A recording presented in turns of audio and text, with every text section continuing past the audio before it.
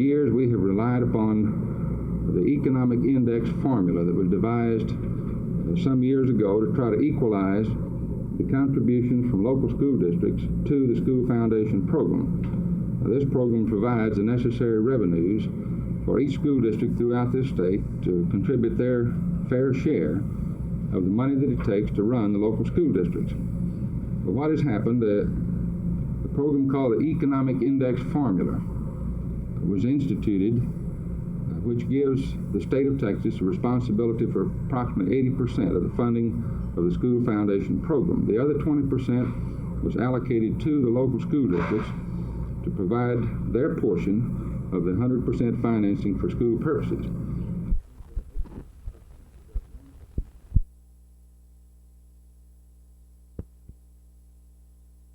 Well, this is a matter of semantics. It's stated here that we're eliminating one position. We're retitling the position, and we're reorienting it. Rather than attempting to get a person whose background is in police work, or whose background is in fire work, or civil defense, or what have you, we are attempting to get a person who has background and experience and training, education in management, because I consider these to be top-level management jobs. I feel like a management-oriented and a management-trained person can be of great assistance to the fire chief and the police chief and the civil defense director.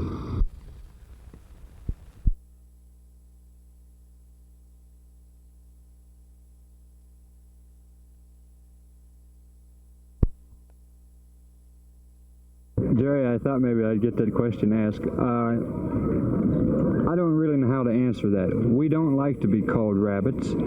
I don't think there's any player that tees it up out here that looks like a rabbit. I don't see any guys grabbing lettuce out of their bag or carrots out of their bag. We're human beings, athletes out here trying to make money, and we're not all superstars. But how is a guy going to be known if, his name isn't put in the paper once in a while instead of being classified as this rabbit, as they call it, which is all the younger players think it's bad, and I'm agreeing with them 100%. I guess maybe I'm the first one that's ever asked in the press room why they did call us rabbits. Maybe the guys in there are a little hot at me right now, I don't know, but I didn't intend it to be derogatory or anything like that. I just asked a question, and I still haven't received an answer, but we don't like the term rabbits.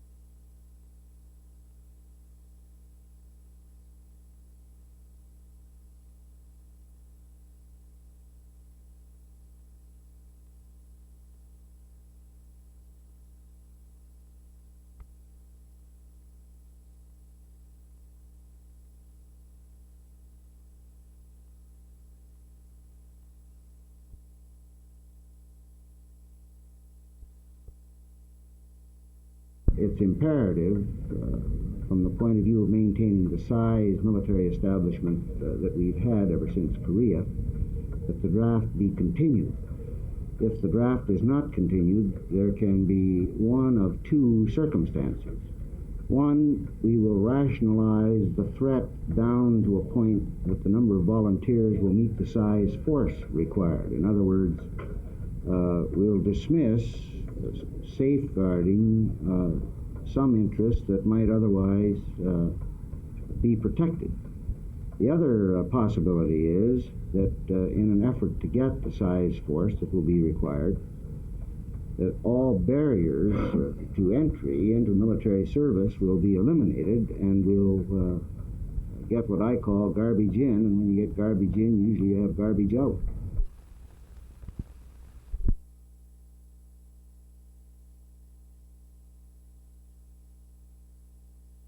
It changes the formula from 80-20 to 100% financing at the state level. Now, this does not mean that the local districts will no longer have any responsibility for contributing to the local school district's educational programs. This simply means that this 20% of the total 100% of the school foundation program will no longer be necessary to be raised from ad valorem taxes.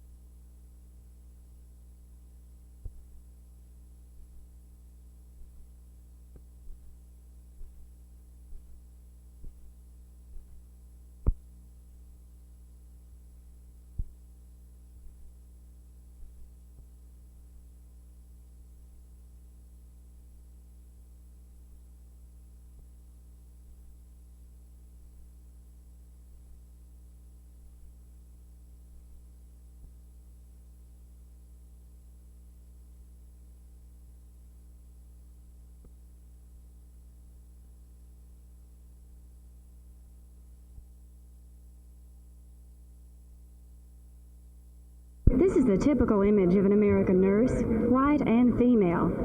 The Student Nurses of America are going to try to do something about this image.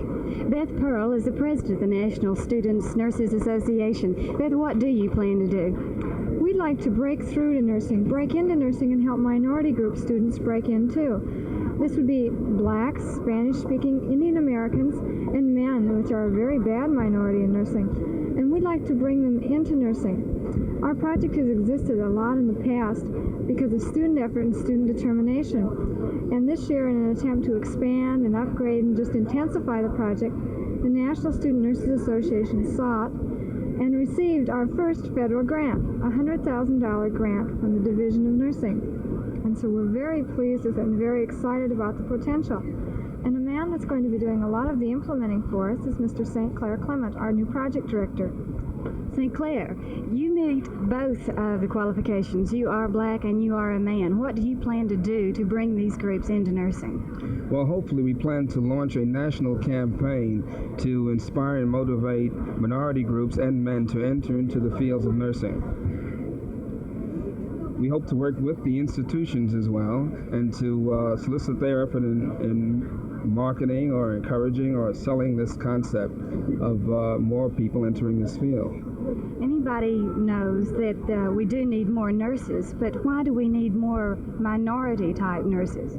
Well, minority people are talented and as educated, or rather they're educable, as anyone else. And there is a shortage of this manpower in the professional field. So why not use this talent resource? Why not use this pool? Why not help increase the numbers of nurses that are needed and use this bank?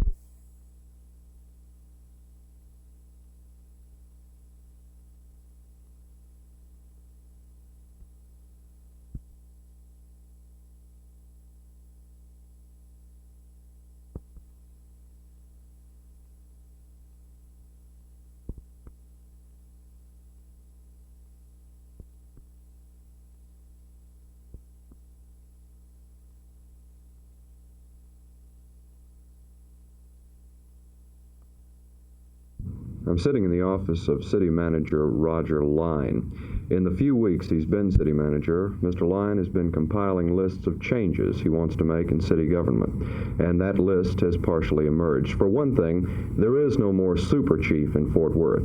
The City Council has decided, essentially in private, to eliminate the position of safety director in favor of a new post of special assistant to the city manager.